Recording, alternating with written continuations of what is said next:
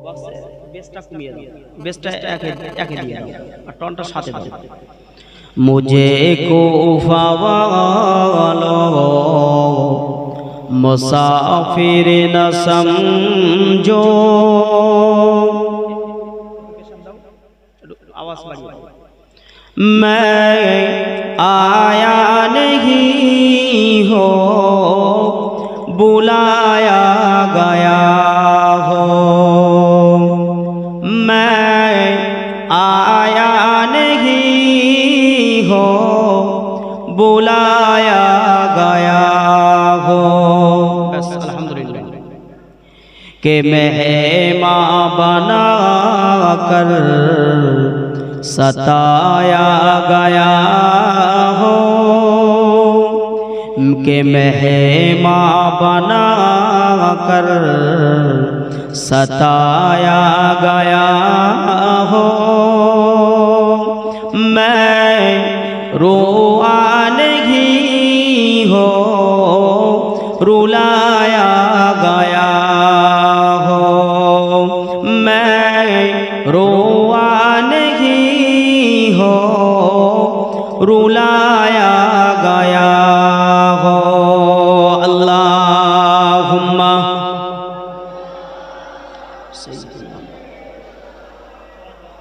व अला आलि सय्यिदिना।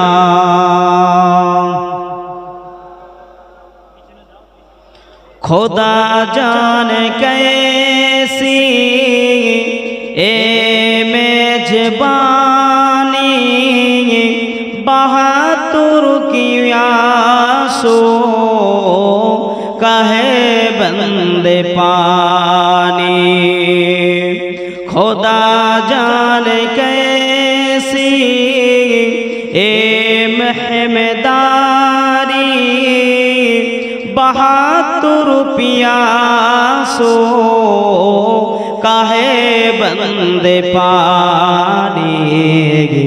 मुक़द्दर में हौजे कौसर का पीना, मुक़द्दर में हौजे कौसर का पीना। ए पियासा नहीं हो पिलाया गया हो, ए पियासा नहीं हो पियाला गया हो। मुझे कोफा वालों मुसाफिर न समझो, मुझे कोफा वालों मुसाफिर न समझो। मैं आया नहीं हो बुलाया गया हो। अल्लाहुम्मा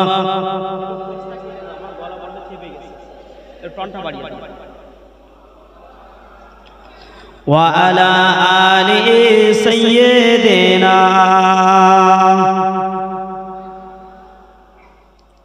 कलमा ला इलाहा इल्लल्लाह, ला इलाहा इल्लल्लाह, ला इलाहा इल्लल्लाह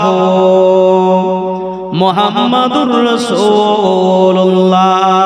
हस्बी रब्बी जल्लल्लाह माफी कल्बी गैरुल्लाह। नूर मुहम्मद सल्लल्लाह हक ला इलाहा इल्लल्लाह, ला इलाहा इल्लल्लाह, ला इलाहा इल्लल्लाह मुहम्मदुर रसूलुल्लाह सल्लल्लाहु अलैहि वसल्लम। क़ाल अल्लाहु ताला अय्ज़न फ़ी ख़िताबिही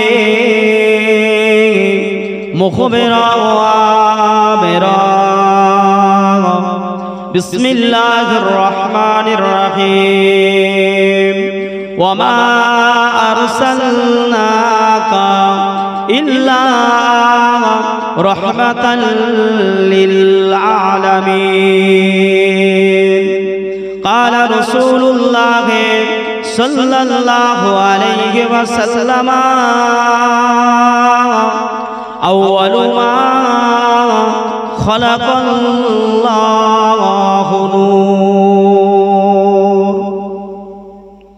মহাসম্মানিত আজকের অধ্যকার এ জলসা নির্বাচিত নির্ধারিত সভাপতি সাহেব দিগার উলামায়ে কেরাম হাফেজে কোরআন সুদূর আমাদের এই পাক মাহফিলের প্রধান অতিথি প্রধান বক্তা হিসাবে উপস্থিত দরবারে মাঝেরাইট থেকে আগত আমাদের ভাইজান হুজুর কেবলা সম্মানিত আজকে পাক মাহফিলের রাহনাত বাগ সাহেবে সদার আমার মুহতারাম সভাপতি সাহেব দিগার উলামায়ে কেরাম হাফেজে কোরআন মসজিদের মহাসম্মানিত আমার ইসলামী ভাই ছোট ভাই জনাব আলিলুর রহমান সাহেব দিগার আজকে পাক মাহফিলের রাহনাত বাগ সাহেবে সদার বিশেষ করে আমার গুরুজন আমার গ্রামের সকল স্তরের আমার বাপেরা এবং সমবয়স্ক আমার ভাইয়েরা স্নেহের ছোট ছোট ভাই ও বোনেরা পর্দা নসিনা অবস্থিতা আমাদেরই মা ও বোনেরা আল্লাহ পাক পরওয়ারদিগারে বেরিয়াস পবিত্র রবিউল আওয়াল শরীফের মাসে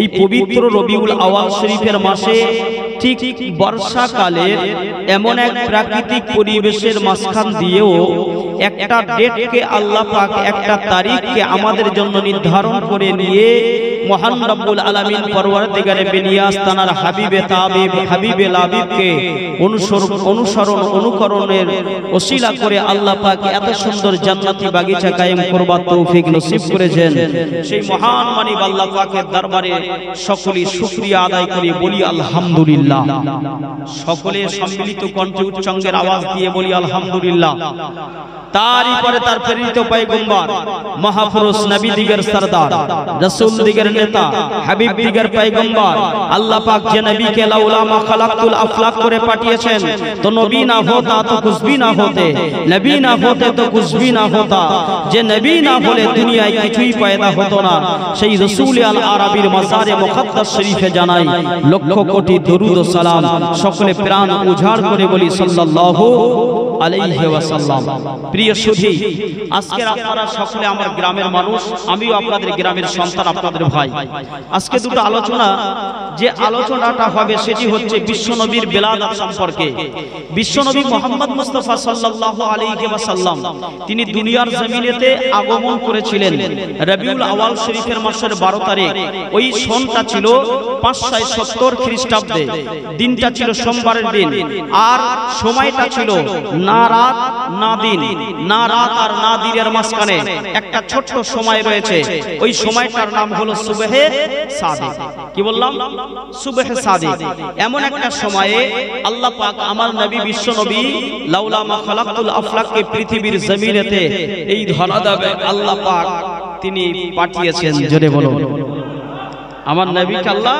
570 খ্রিস্টাব্দে পাঠিয়েছেন আজ থেকে 2000 বছর আগে একজন নবী এসেছিলেন ওই নবীর নাম হচ্ছে ঈসা রুহুল্লাহ কি নাম বললাম ঈসা রুহুল্লাহ আর আমার আপনার নবী এসেছেন কিছু কম 1500 বছর আগে মানে নবী ঈসা আলাইহিস সালাতু ওয়াস সালামের থেকে আমার হুজুরে পাক সাল্লাল্লাহু আলাইহি ওয়াসাল্লামের দূরত্বটা ছিল 500 বছর কত বছর 500 বছর এমন একটা সময় নবী করিম সাল্লাল্লাহু আলাইহি ওয়াসাল্লামকে পাঠানো হয়েছে আল্লাহর নবী সাল্লাল্লাহু আলাইহি ওয়াসাল্লাম হযরতে আপনার কিনা নবী ঈসা আলাইহিস সালাতু ওয়াস সালামকে দুনিয়ায় পাঠানোর পরে 500 বছর পরে আল্লাহ পাঠিয়েছেন যে সময় আরবের একটা পৌত্তলিকতা ছিল আরবের একটা রেওয়াজ ছিল তারা খানায় কাবাটাকে তওয়াফ করত উলঙ্গ অবস্থায় কি অবস্থায় উলঙ্গ অবস্থায় এমন একটা সময় আমার হুজুরকে দুনিয়াতে পাঠানো হয়েছে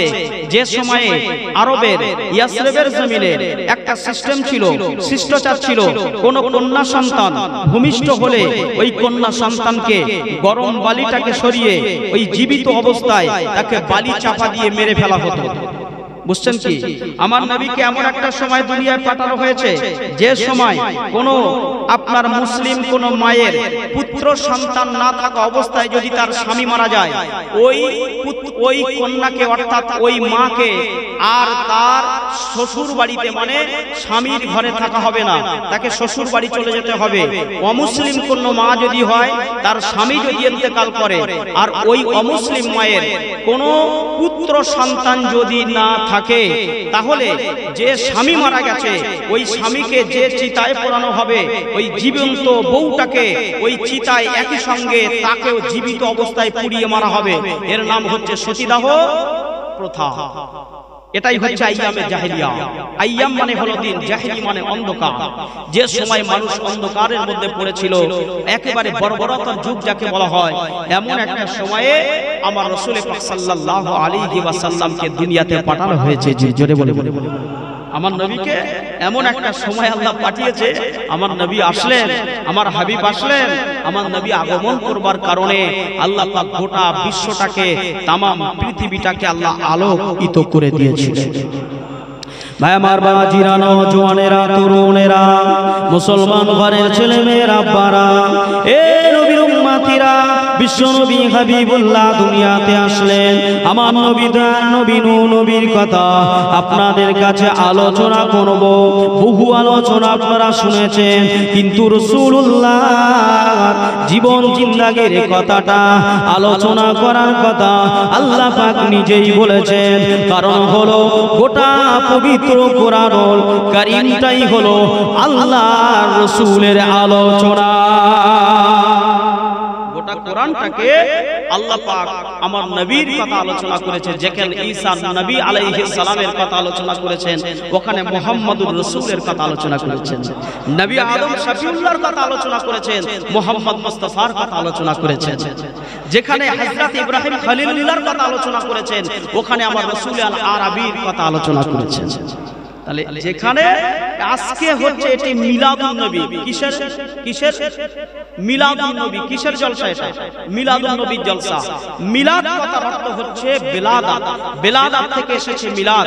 আর এই বেলাদাত কথার অর্থ হচ্ছে আরবি ভাষায় এটিকে বেলাদাত বলা হয়, ইংলিশ থেকে এটিকে ডেলিভারি বলা হয়, বাংলায় বলা হয় এটি জন্মগ্রহণ করা, দুনিয়ায় আগমন হওয়া। জোরে বলুন। মিলাদ কথার অর্থ হচ্ছে আমার বিশ্ব নবীর জীবন বৃত্তান্ত আলোচনা করা। আমার নবীর জীবন আলোচনা করার নাম হলো মিলাদ। জোরে বলুন সুবহানাল্লাহ। মুসলমান ঘরের ছেলে মেয়েরা, আব্বারা, তরুণেরা, এ আমার রাধারা গুণ এলাকানো সোনেরা, আল্লাহ পাক আমার নবী দয়া নবী নবী হাবিবুল্লাহকে দুনিয়া জমিনে এই রবিউল আউয়াল শরীফের মাস আসেতে 570 খ্রিস্টাব্দে 12 রবিউল আউয়াল শরীফের আল্লাহ পাক না রাত আর না দিনের মাঝখানে আমার নবীকে দুনিয়ায় পাঠানো হয়েছিল।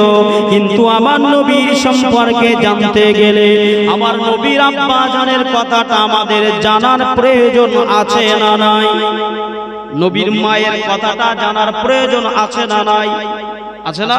একেবারে গোড়া থেকে আল্লাহ পাক যতটুকু বলবেন একটু বলবো। বিশ্বনবী সাল্লাল্লাহু আলাইহি ওয়াসাল্লামের দাদু নাম তার আব্দুল মুত্তালিব, তিনি হচ্ছেন কুরাইশ বংশের লিডার। কি বললাম? কুরাইশ বংশের বিচারক। তিনি হচ্ছেন খানায় কাবার রক্ষক, তানার হাতেই আছে খানায় কাবার চাবি। তিনি আল্লাহ পাকের দুনিয়ার জমিনে পদার্পণ করেছেন, আল্লাহ তাকে পাঠিয়েছেন, তিনি বিবাহ শাদী করেছেন। আল্লাহ পাক তাকে একটা পুত্র সন্তান দিয়েছেন, ওই ছেলেটার নাম হলো হারেস। কি বললাম? হারেস।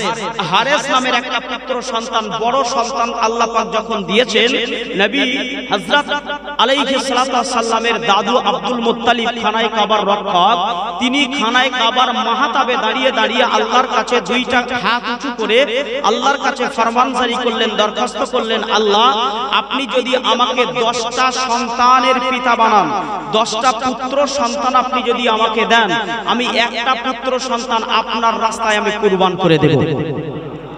বুঝছেন তো? কি আওয়াজ কি বুঝছেন? নবী আলাইহিস সালাতু ওয়াস সালামের আব্বাজান কিভাবে দুনিয়া আসলেন? এই আল্লাহর নবী দাদু আলাইহিস সালাতু ওয়াস সালামের দাদু তিনি দোয়া চাইলেন, আল্লাহ একটা দুটো পাঁচটা সাতটা করে 10 নম্বরে নবী আলাইহিস সালামের আব্বাজান আব্দুল্লাহকে দুনিয়ার জমিনেতে পাঠালেন। আল্লাহর নবীর চাচা এবং বাপ মিলে তারা ভাই ভাই হচ্ছে 10 জন। কজন? 10 জন। আল্লাহর রাসূলের দাদুর সন্তান 10টা ছেলে সন্তান আল্লাহ দিলেন।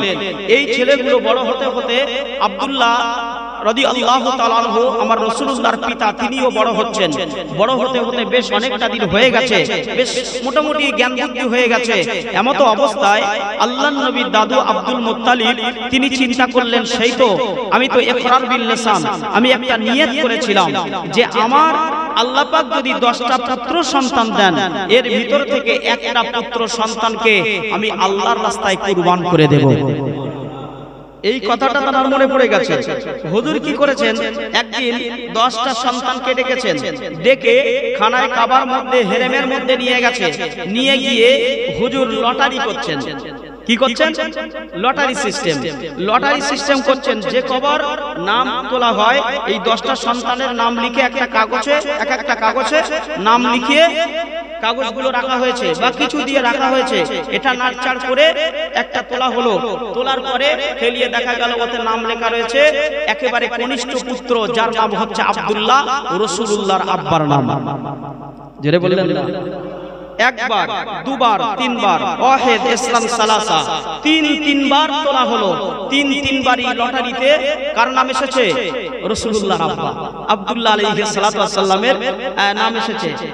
তো এই অবস্থা যখন হয়েছে, খানায় কাবার চতুর্দিক থেকে বিশেষ গোত্র বিশেষ লিডার আরবের কিছু মানুষ তারা এসে উপস্থিত হয়ে গেছে। এসে বলছে, আব্দুল মুত্তালিব হুজুর, আপনি হচ্ছেন আমাদের সকলের নেতা, লিডার, আর আপনি হচ্ছেন কুরাইশ বংশের একদম মহামান্য একজন ব্যক্তি, আপনি কি কাজ করছেন? বললেন যে আল্লাহ পাকের দরবারে আমি ইকরার করেছিলাম, আল্লাহ 10টা সন্তান ছেলে পুত্র দিলে আমি একটাকে কুরবান করব। এই জন্য আজকে সেই কাজটাকে পূর্ণাঙ্গ করার জন্য আমি এখানে লটারি সিস্টেম করেছি। আর লটারিতে একই জনের নাম 3বার এসেছে, আমার রাসূলুল্লাহর আব্বা আব্দুল্লাহ আলাইহিস সালামের নামটা এসেছে। এইটা যখন তারা শুনলেন, তারা শুনবার পরে বললেন যে আমরা আপনার কাছে আবেদন রাখছি, নিবেদন রাখছি যে আপনি খবরদার আব্দুল্লাহকে কুরবানি দেবেন না। কারণ আব্দুল্লাহ এমন একটা ছেলে যাকে দেখলে যে কেউ সঙ্গে সঙ্গে তার মহব্বতে পাগল হয়ে যায়। জেরে বললেন না? তার চেহারায় নূর চমকায়, তার চেহারায় কি চমকায়? নূর চমকায়। এত সুন্দর ছেলে, আর আপনি কি কুরবানি দেবেন? এটা একটা প্রথম কথা। আর দ্বিতীয় নম্বর হচ্ছে, আজকে যদি আপনি ইকরার করবার কারণে যদি একটা ছেলেকে আপনি কুরবানি দিয়ে দেন, তাহলে এই পরম্পরা চলতে থাকবে আমাদের সকলকে, তাহলে এইভাবে ছেলে কুরবানি করতে হবে, এটা তো সম্ভব নয়। হুজুর, আপনি এক কাজ করুন, আল্লাহকে খুশি করার জন্য আপনি 100 উট কুরবানি দিয়ে দেন। জেনে বলেন মুসলমান ঘরের ছেলে মেয়েরা, আব্বারা, তরুণেরা, ও দাদারা, ঘরে নওজওয়ানেরা, আল্লাহ নবী দিল দুনিয়ার বাদশাহ, আমার নবী নবীর আব্বা জান আব্দুল্লাহ, এমন করে আব্বা জানান দাদু আব্দুল মুত্তালিব, আব্বা জান আব্দুল মুত্তালিব হুজুর তাই করলেন। হায় রে হায়, তাহলে সকলে যখন আমার কাছে আবেদন করছে, সকলে যখন নিবেদন করছে আমার বেটা আব্দুল্লাহকে কুরবানি দেওয়ার বিপক্ষে, তাহলে 100 উট আমি আল্লাহর রাস্তায় কুরবান করে দিলাম। ও নওজওয়ানেরা, আল্লাহ নবী তো নবী, নূর নবী হাবিবুল্লাহ, আমার নবী দুনিয়া জমিনেতে আসলেন, এটা তো আমার নবীর আব্বা জানের কথা শুনলেন। আর আমার নবীর মায়ের কথাটা একটুখানি বলবো, তারপরে আমি আগের দিকে যাব। আমার নবীর মায়ের নাম হলো আমিনা, আমার নবীর আম্মা জানের আব্বা জান, আমার নবীর দাদু জানের নাম হলো আব্দুল ওয়াহাব জুহরি, তিনিও হলেন কুরাইশ বংশের নেতা। জেনে বললেন না? আমার রাসূলুল্লাহর বাপের গোষ্ঠীটাও হলো কুরাইশ বংশ, মায়ের গোষ্ঠীটাও হলো কুরাইশ বংশ। আবার রাসূলুল্লাহর বাবার দিক থেকেও রাসূলুল্লাহ হচ্ছে পৃথিবীর নাম্বার 1 সম্ভ্রান্ত বংশ, আর মায়ের দিক থেকেও রাসূলুল্লাহ হলেন পৃথিবীর নাম্বার 1 সম্ভ্রান্ত বংশ। এখানে রাসূলুল্লাহর আব্বাজান যেখানে দুনিয়াতে এসেছে, আব্দুল মুত্তালিব হচ্ছেন মক্কা শরীফের লিডার, আর মদিনা শরীফের লিডার হচ্ছে হযরতে আব্দুল আহাব জুহুরি রাসূলুল্লাহর নানা, জোরে বলুন। এই আব্দুল আহাব জুহুরি এনার কিন্তু বাড়ি ছিল মক্কার জমিনে।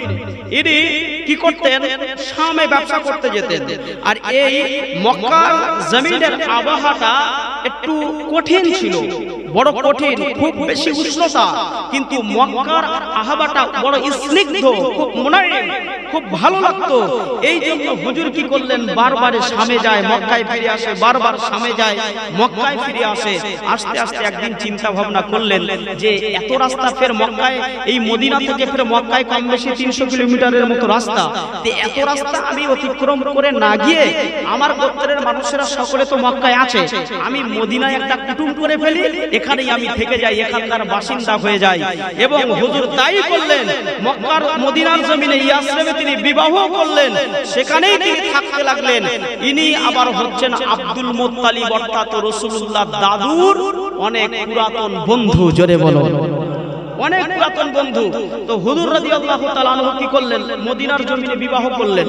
বিবাহ করে প্রায় 8 বছর, 10 বছর, 12 বছর, 15 বছর হয়ে যাচ্ছে, একটাও ছেলেও হয় না আর মেয়েও হয় না, সন্তান ছেলে মেয়ে একটাও হচ্ছে না। আল্লাহর কাছে দোয়া চাইছেন যে আল্লাহ পাক, আপনি যদি আমাকে একটা ছেলে অথবা একটা মেয়ে আপনি আমাকে দেন, আমি আপনার কাছে ইকরার করছি আল্লাহ, আপনি যখন আমাকে ছেলে অথবা মেয়ে দেবেন, আপনার কাছে আমি ইকরার করছি আমরা দুই স্বামী স্ত্রী আপনার খানায় কাবাতে গিয়ে আমরা হজ পালন করে আসব। এই ইকরারটা ভালো না খারাপ? আর আমরা কি করি? আল্লাহ যদি আমার রোগ সেরে যায়, আমার যদি ছেলে হয়, হাওড়ার মাজারে যাব, বড় কিলে যাব খাসি আর বড় মোরগ নিয়ে জবাই করে ওখানে গিয়ে খাবো। ঠিক বলছি না ভুল বলছি? দেখেন, আইয়ামে জাহেলিয়ার যুগে মানুষ ভালো ছিল না খারাপ ছিল? ভালো ছিল।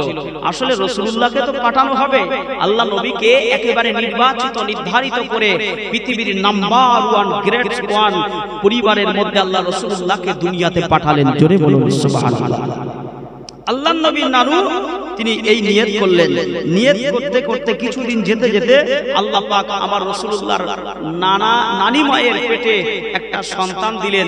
ওই সন্তানটাই হলো কন্যা সন্তান, যার নামটাকে তিনি ভূমিষ্ঠ হওয়ার আগেই খফের মাধ্যমে, ইলহামের মাধ্যমে আল্লাহর নবীর নানুকে আল্লাহ জানিয়ে দিয়েছিলেন যে একটা কন্যা সন্তান আপনার হবে, ওই কন্যা সন্তানের নাম হবে আমিনা। যেটা বললেন না, মুসলমান খানের ছেলে মেয়েরা, আব্বারা, তরুণেরা, কিতাবের মধ্যে এসেছে আল্লাহ নবী তার নবী নবী হাবিবুল্লাহ আমার নবী নানা জান দুনিয়া জমিনে অনেকটা দিন কলিজার টুকরা ছেলে মেয়ে একটাও না হওয়ার কারণে আল্লাহ পাকের দরবারে কেঁদে কেঁদে কেঁদে কেঁদে জানে যার, ও রব্বি আল্লাহ, ও রব্বে মাবুদ, ও রব্বি আল্লাহ, ও রব্বে মাবুদ, আপনি আমাকে দুনিয়া জমিনে একটা ছেলে অথবা একটা মেয়ে, একটা পুত্র অথবা একটা কন্যা আপনি নসিব করুন। আল্লাহ পাক তারাকে অনেকটা দিন পরে একটা কন্যা সন্তান দিলেন, এবং ওই কন্যা সন্তানটা দুনিয়ায় আসবার কিছু কাল আগে আল্লাহ পাক তারাকে স্বপ্নের মাধ্যমে, খ্বাবের মাধ্যমে, আমার আল্লাহ ইলহামের মাধ্যমে জানিয়ে দিলেন, হে আমার বান্দা, আমি আল্লাহ পাক আপনাকে যে সন্তান, যে কন্যাটাকে দেব, যে পাত্রীটা আপনাকে দেব, ওই কন্যা সন্তানের নাম আপনি রাখবেন আমিনা। এমন একটা নাম, এমন একটা ইসম, এমন একটা নাম, এমন একটা ইসম যে সময় আমার নবীর নাম, আমার নবী মা আমিনার নামটাকে আমেনা, আমেনা রাখা হয়েছিল। এই ইসমটা, এই নামটা আর মক্কার জমিনে, মদিনার জমিনে, ইয়াসরিবের জমিনে আর কারো নাম আমেনা ছিল না।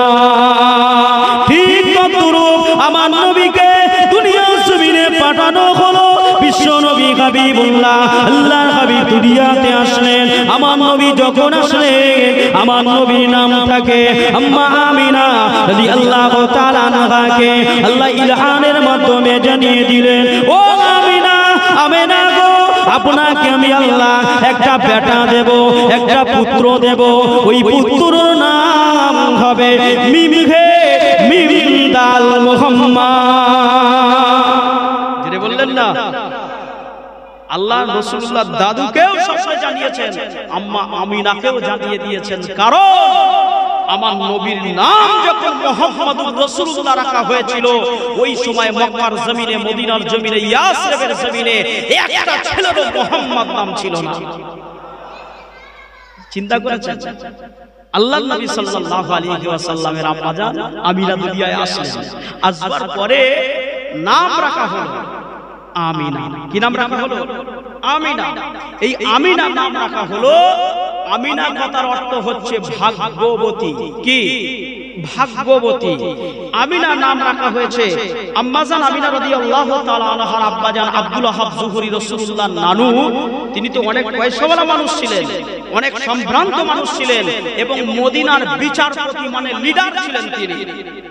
অথচ সেই সময় একটা সিস্টেম ছিল, কোন মেয়ে সন্তান দুনিয়ায় ভূমিষ্ঠ হলে তাকে জীবিত অবস্থায় কি করত? কবর দিয়ে দিত। আগেই বলেছি না, নবীকে ওই সময় পাঠানো হয়েছে। তো এদিকে যখন আব্দুল ওয়াহাব যুহরির মনে আল্লাহ আগে থেকে মায়া আর দয়া দিয়ে ঢেলে দিয়েছে, কারণ যখন বিবাহ হয়েছে 10 বছর 15 বছর হয়ে যাচ্ছে, একটা সন্তান হয় না, তখন মনের মধ্যে একটা ক্ষোভ, তাপ, কষ্ট থাকবে না? থাকবে না? আল্লাহ এটাকে দিয়ে মনটাকে গলিয়ে দিয়েছে, নিয়ে এবারে 15 বছর পরে আল্লাহ পাক নবী আম্মা আমিনাকে দুনিয়াতে পাঠিয়েছে। জোরে বলুন। এবার রাসূলুল্লাহর মা দুনিয়াতে এসেছে, আমিনা এসেছে। এই একটা সন্তান, ছেলে অথবা মেয়ে যেই হোক না কেন, 15 বছর 20 বছর পরে যদি কোনো মা বাপ বিবাহ করবার পরে সন্তান হয়, তার উপরে একটা মায়া মোহাব্বত আলাদা হবে না? জি। তো এই সময় রাসূলুল্লাহর মা আমিনা দুনিয়াতে আসলেন। আসবার পরে আরবের কোন ব্যক্তির এতটুকু দুঃসাহসিকতা হলো না যে আব্দুল ওয়াহাব যুহরির কাছে গিয়ে বলবে যে আপনার কন্যা সন্তান হয়েছে। আপনি জানেন না কন্যা সন্তানদেরকে এখন কি করা হচ্ছে? বালি চাপা দিয়ে মেরে দেওয়া হচ্ছে, গরম বালি। এতটুকু বলার সাহসিকতা নেই, কারণ টাকা পয়সার দিক থেকেও তিনি উপরে, আর বিচারকের দিক থেকেই তিনি হচ্ছেন সকলের প্রধান। জোরে বলুন। আমরা কোন প্রধান, কোন এমপি এমএলএ এর বিচার করতে পারবো? কথা বলেন। অথচ তারা অনেক ভুল করে না? করে না? ভুল অনেকেরই, মানুষ মাত্র ভুল হয়, তাদেরও ভুল হয় না? ভুল হয়, কিন্তু তাদের বিচার আমাদের করা তো দূরের কথা, বলার মতো এই এতটুকু দুঃসাহসিকতা আছে আমাদের। তো ঠিক তদ্রূপ রাসূলুল্লাহর নানুর কাছে গিয়ে, দাদুর কাছে গিয়ে এমন কথা কেউ বলবে, প্রস্তাবটা দেবে, এই সাহসিকতা কারণে। জোরে বলুন সুবহানাল্লাহ। মুসলমান ঘরের ছেলে মেয়েরা, আব্বারা, তরুণেরা, ও নবীর উম্মতি গণেরা, আমার নবী দয়া নবীর আম্মা জান আমিনা রাদিয়াল্লাহু তাআলা আনহা, তিনি এইভাবে টুক টুক করে বড় হতে লাগলেন। আব্বা আম্মা জানের আদরে যত্নে বড় হতে লাগলেন। বড় হতে হতে যখন 7 থেকে 8 বছর বয়স হয়ে গেল, আমাদের ঘরের ছেলে মেয়েদের সঙ্গে, আমাদের ছেলে মেয়েদের সঙ্গে, ওই সমবয়স্ক ছেলে মেয়েদের সঙ্গে বান্ধবী বন্ধুত্ব থাকে না? থাকে না? আমার মেয়েটা ক্লাস 5-এ পড়ে, পাশের ঘরের চাচাতো ভাইয়ের মেয়েটা ক্লাস 5-এ 6-এ পড়াশোনা করে, একই স্কুলে যায়। বাড়িতে অনুষ্ঠান করলে বলে আব্বু ওকে বলতে হবে, বলে না? আব্বা ওকে বলতে হবে। ছেলের বিয়ে হচ্ছে, বলছে আব্বা আপনি যাই করেন না করেন, আমার কিন্তু 5 জন বন্ধু আছে, 5 জন বন্ধুকে না নিয়ে আমি বিয়ে বাড়িতে যাব না। বলে না? বলে। তো আম্মা জান আমিনা রাদিয়াল্লাহু তাআলা আনহার এই জীবন জিন্দেগি করতে করতে 8 বছর বয়সে তার বান্ধবী হয়ে গেল। পাশের বাড়ি, একেবারে কাছাকাছি পাশের বাড়ি একটা বান্ধবী হয়ে গেছে। আল্লাহর রাসূলের আম্মা জান আমিনা ছোট শিশুকালে তিনি আপনার একদিন দুপুর বেলা ওই বান্ধবী আমিনা, ওই বান্ধবীর বাড়িতে তিনি যাচ্ছেন। ঠিক দুপুর বেলা বান্ধবীর বাড়িতে যাচ্ছেন। যেতে যেতে, এই বান্ধবীর বাড়িতে যেতে যেতে রাস্তার উপরে, মরুভূমির উপরে একটা মুদ্রা পেলেন, সোনার মুদ্রা। কি পেলেন? সোনার টাকা।